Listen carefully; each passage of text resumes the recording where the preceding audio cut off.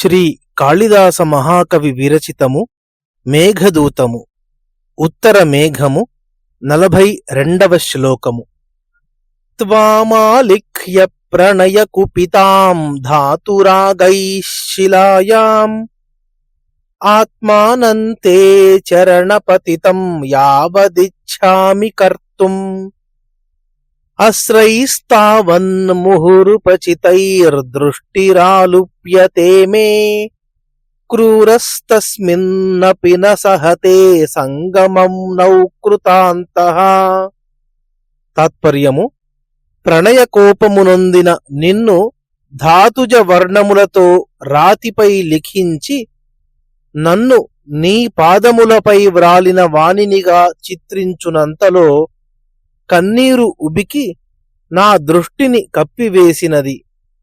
కఠినమైన దైవము మన కలయికను చిత్రమునందు కూడా ఓర్వలేకున్నాడు.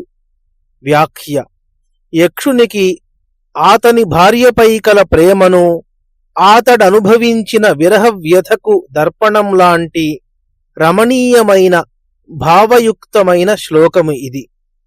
ఎడబాటులో ప్రేయసీ ప్రియులు ఒకరి రూపం ఒకరు చిత్రించుకుంటూ ఉంటారు. కాని చిత్రపటాన్ని చూస్తూ కాని కాలక్షేపం చేయడం కాని పరిపాటి. యక్షుడు తన ప్రేయసి చిత్రాన్ని అరణ్యంలో లభ్యమయ్యే గైరికాది ధాతువులతో వర్ణాల్ని తయారు చేసుకుని ఒక శిలాఫలకంపై చిత్రించ పూనుకున్నాడు.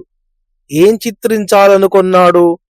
తన ప్రేయసి ప్రణయకోపాన్ని పొందినప్పటి రూపము అతనికి అత్యంత ఇష్టమైనది. ఆమెను ప్రణయ కుపితగా చిత్రించాడు.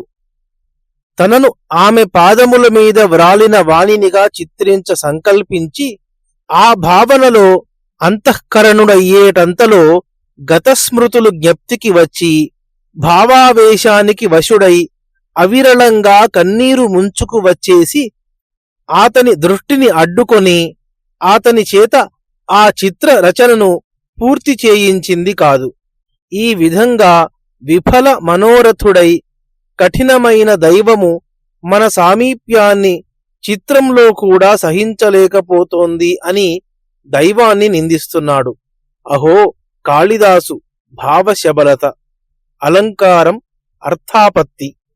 మేఘదూతము ఉత్తర మేఘము 42వ శ్లోకము. స్వస్తి.